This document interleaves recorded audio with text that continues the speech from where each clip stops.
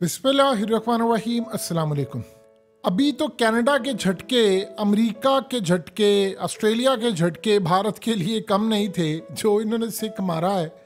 Interesting मामला ये है कि उनको पता था कि ये मारने वाले हैं, लेकिन अब जो झटका सऊदी अरब ने इनको दिया है वो आप ज़रा हिंदुस्तान टाइम्स की इस ज़रा खबर से पढ़ सकते हैं कि उन्होंने लिखा क्या है। उनके नज़दीक ये झटका इतना बड़ा झटका है जिसने भारत को तितर बितर करके रख दिया है।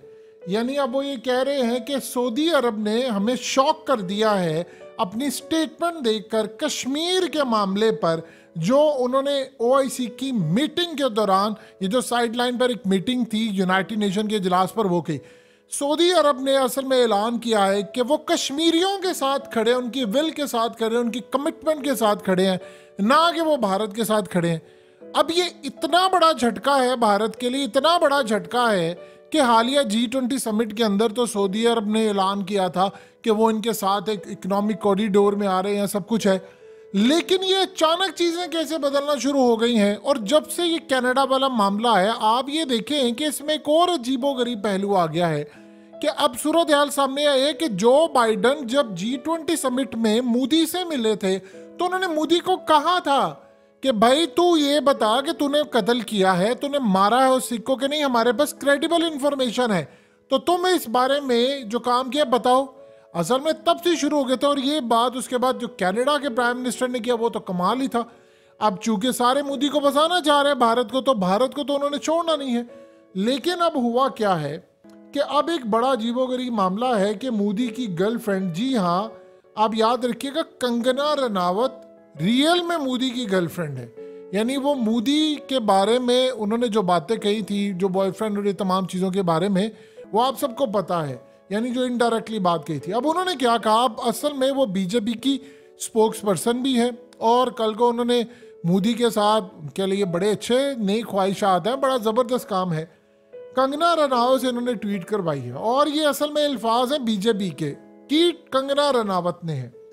अब वो ये कह रही हैं कि सिख कम्युनिटी अपने आप को खालिस्तानियों से अलग कर ले और अखंड भारत के लिए आगे आ जाए। ये बात बड़ी अहम कही है उसने कहा कि जिस तरह मुझे बाइकआउट किया गया है सिख कम्युनिटी की जानिब से और जिस तरह उन्होंने मेरी फिल्मों के खिलाफ पंजाब में एहतजाज किया है, बाइकआउट किया है, क्योंकि मैं खालिस्तान के दहशतगर्दों के खिलाफ बोलती हूँ, जो इन्होंने काम किया वो तो एक अच्छा काम नहीं है।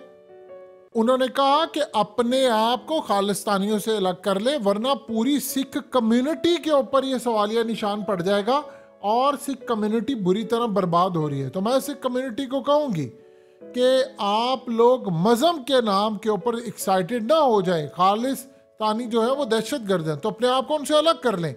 ये धमकी है और ये धमकी कंगना रनावत बीजेपी के कहने पर दे रही है और वो इनसे ट्वीट करवाते हैं। ये सारे का सारा जितना पैगाम है कंगना रनावत को कॉपी पेस्ट करके दिया गया व्हाट्सएप पर। और जिस तरह पूरी दुनिया के अंदर होता है, एजेंसियां काम करती हैं, वो साफियों को टाउट रखे होते हैं, इस तरह कंगना रनावत को भी रखा हुआ है। तो उसके बाद उसने पैगाम दिया। अब कंगना रनावत का मसला ये है कि वो रियल में मोदी की एक गर्लफ्रेंड है और वो बड़ा मोदी के साथ उनका सिलसिला है, बड़ा मोहब्बत वाला सिलसिला है। आप ये देखिए कि पंजाब के अंदर तो छोड़ी, इंडियंस ने इनके साथ बुरा बड़ा किया। उनकी फिल्म आई थी तो उसकी 20 टिकटें बिकी। ज़रा देख सकते हैं चंद दिनों बाद इतनी बुरी तरह वो पिटी, क्योंकि पूरे भारत के अंदर इनका बाइकआउट किया गया सिखों की जानिब से। ख़ास तौर पर जब कंगना रनावत ने वहाँ जो एक मुस्लिम खातून थी उनको कहा कि ये सिखों की जो मदद दादी आती है, ये 100 रुपया लेकर आ जाते हैं और ये इनकी औकात है, सिख कम्युनिटी ने उनका बाइकआउट किया। ये तो आज भला हो उसका एलान मस्का कि उसने इनका अकाउंट रिस्टोर कर दिया है और ये दोबारा उसी पुरानी तनख्वाह के ऊपर काम करना शुरू हो गई हैं।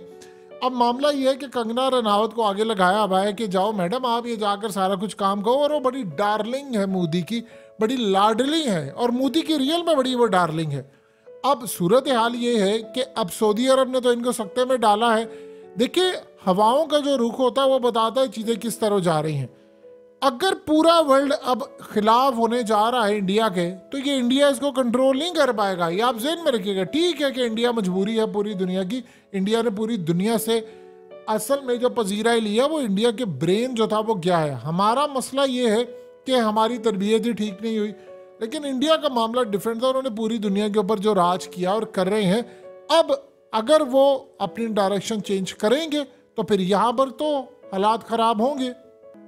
देखिए, जिन जिन ममालिक ने रूस का साथ दिया है, अगर अमेरिका का वहां पर बस पड़ा है तो उसने उनके तख्ते उल्टे हैं। मां सिवाय चंद ममालिक के मोस्टली तो खिलाफ ही थे रूस के, लेकिन जिन्होंने खास तौर पर भारत पर सबकी नजरें थी। पहले ये क्वाड के अंदर आए, क्वाड में आने के बाद इन्होंने इंटरनेशनल एस्टैब्लिशमेंट को कहा कि भाई हम तुम्हारा साथ नहीं देंगे। तो ये जो सूरत हाल इस वक्त पैदा हुई है वो मोदी के लिए बड़ी खतरनाक है। अब आप ये देखें कि अगर सऊदी अरब ने इतना स्टांस लिया है और G20 के सारे, लेट्स से मिसाल के तौर पर ये सारे ममालिक खड़े हो जाते हैं, अचानक से आपको पता चलता है ये सारे कहते हैं जी कश्मीर का मसला यूनाइटेड नेशन की करारदादों के मुताबिक हल होना चाहिए, मिसाल के तौर पर, और ये पॉसिबिलिटी है। देखिए, सऊदी अरब तो अब कह चुका है, अगर अमेरिका, कनाडा और बाकी भी सारे कह रहे कि पाकिस्तान इसमें बाड़ा, अभी तक तो वो बोले नहीं थे, तो आप बताइए कि भारत कहाँ खड़ा। वो पाकिस्तान से उनको कोई मोहब्बत नहीं है, ये ज़हन में रखिएगा। कश्मीरियों से भी कोई मोहब्बत नहीं है। जिस तरह ये कनाडा के जो प्राइम मिनिस्टर खड़े हुए हैं या भारत के खिलाफ अमेरिका और फाइव आइज और सारे ममालिक खड़े हो गए हैं, इनमें से किसी को सिखों से कोई मोहब्बत नहीं है, बिल्कुल मोहब्बत नहीं है। ये असल में मोदी को नहीं छोड़ना चाहते कि वो रूस के खिलाफ और चाइना के खिलाफ जो इकदाम वो चाह रहे वो कर नहीं रहा, तो उन्होंने कोई ना कोई केस तो बनाना है। ये इस तरह के पता नहीं कितने लोग मारे जा रहे हैं, रॉ कितने लोग मार दी है। लेकिन इस सूरत हाल के अंदर अब जो मामला सामने आया है वो आप देख रहे कि मोदी के पास करने को क्या, कंगना रनौत को आगे कर देगा। सिखों के खिलाफ तुम ये कर लो, वो कर लो, अपने आप को ये कर लो, वो कर लो। उसकी सारी क्रेडिबिलिटी का सत्यानाश कर दिया। इतनी गंदी प्रोडक्ट है उसकी, इतनी गंदी प्रोडक्ट है कि कंगना का सारा कैरियर खराब हो गया है और वो खुद फिल्में प्रोड्यूस कर रही थी। अब आप बताइए कि लोग ही अगर पसंद नहीं करेंगे तो आप क्या करेंगे। अब शाहरुख की जो फिल्में आई हैं, पठान है और जवान है, आप ये देखें कि पठान ने ऐसा बूस्ट दिया है, इतनी थर्ड क्लास स्टोरी पठान की, इतनी थर्ड क्लास स्टोरी, लेकिन उस फिल्म में ब्लॉकबस्टर बिजनेस किया और उसकी हाइप की वजह से आपको नजर आ रहा है कि जवान ने ब्लॉकबस्टर, ऑल टाइम ब्लॉकबस्टर हो गई है। असल में शाहरुख की जो फिल्म हिट होने वाली थी वो है डंकी, जो आने वाली है उसकी फिल्म, जिसको राजकुमार हिरानी डायरेक्ट कर रहे हैं। राजकुमार हिरानी आपको पता है कि राजू की फिल्में जो है मुन्ना भाई, MBBS, 3 इडियट्स, संजू और इसके अलावा PK, ये वो इस तरह की क्लासिकल फिल्में देते हैं। तो उन्होंने शाहरुख को बचाया, लेकिन वो सिर्फ मोदी की नफरत के अंदर अवाम खड़ी हो गई एक साइड के ऊपर, उन्होंने शाहरुख की पठान फिल्म को टॉपर पहुंचा दिया और जवान उसी की हाइप के अंदर हिट हो गई। तो इस सारी सूरत हाल के अंदर जो असल बात सामने आई है वो ये है कि मोदी अब फंसता जा रहा है। अब प्रॉब्लम यह है कि इलेक्शन भी सर पर खड़े हैं। इलेक्शन जब सर पर खड़े हैं तो यहां पर एक बात आप अपने दिल और दिमाग में बिठा लें कि मोदी के लिए बचना बड़ा मुश्किल है। इलेक्शन से पहले अगर ये सूरत हाल खराब हो जाती, जिससे उन्होंने कनाडा के वीजे जो हैं वो सस्पेंड कर दिए, तो कैनेडियन को तो इतना असर पड़ा नहीं जितना उन लोगों को असर पड़ा है जो इंडिया आना चाहते थे। 20 लाख के करीब इंडियंस जो कनाडा में रहते हैं, उनकी नस्लें हैं, उनके सारे लोग हैं, और उसके अलावा जो रेमिटेंस वो वहाँ से भेजते हैं। अब इंडिया के लिए बड़ा मुश्किल हो रहा है कि आहिस्ता आहिस्ता अगर बाकी सारे ममालिक भी कश्मीर के मामले पर उन्होंने स्टांस ले लिया तो फिर इंडिया के लिए मुसीबत पड़ जाएगी। अल्टीमेटली वो टाइम आ गया है कि ये सारे अब कह रहे हैं इनको कि मोदी तू बाज आ जा और चाइना के खिलाफ इकदाम करो। अगर तुम चाइना के खिलाफ इकदाम नहीं कर सकते तो फिर इस सारी सूरत हाल में हमारी तरफ से रहा, हमने तुम्हें पाला पोसा बड़ा किया, हमने पाकिस्तान को डाउन किया, तुमने कहा IMF से ये शराइत पाकिस्तान पर लगवाओ, हमने किया, तुमने सारा काम करवा लिया, और एट दी एंड अगर तुम कहते हो कि हम रूस के मामले के ऊपर भारत के अंदर कोई बयान नहीं दे सकते, ये काबिल कबूल नहीं होगा। और अब आप देखिए कि एक ही सूरत हाल इस वक्त रह गई है मोदी की बचने के लिए कि वो फिलहाल कंगना का पल्लू छोड़े, कंगना रनावत की मोहब्बत से ज़रा बाहर निकले, जाकर इनके मामलात पूरे करे। जब तक वो इनके मामलात पूरे नहीं करेगा ये लोग तो उसको किसी सूरत नहीं छोड़ेंगे। और यही वजह है कि अब तक मोदी के खिलाफ जितने इंटरनेशनल सतह पर मामलात हुए थे मोदी उसमें बचता गया है, लेकिन अब चूंकि बचाने वाले खुद ही आ गए हैं उसके सामने, तो लिहाजा आप भूल जाएं कि किसी भी वजह से वो बचता हुआ यहाँ पर नजर आ रहा है, अनटिल कि वो पूरी तरह बहुत बड़े पैमाने पर जाकर सरेंडर करता है। और सरेंडर की उसके बाद सिर्फ लास्ट ऑप्शन ये है कि वो चाइना के खिलाफ प्यादा बन जाए और जंग छेड़ दे। अदरवाइज भारत ने जो अभी तक कहानी बनाई है कि मैं पाकिस्तान पर हमला करूंगा, वो कहते हैं चाइना पर करो, ये कहता नहीं मैं पाकिस्तान पर करूंगा, और इस चक्कर में ये ना हो कि दोनों पर ही हमला हो जाए।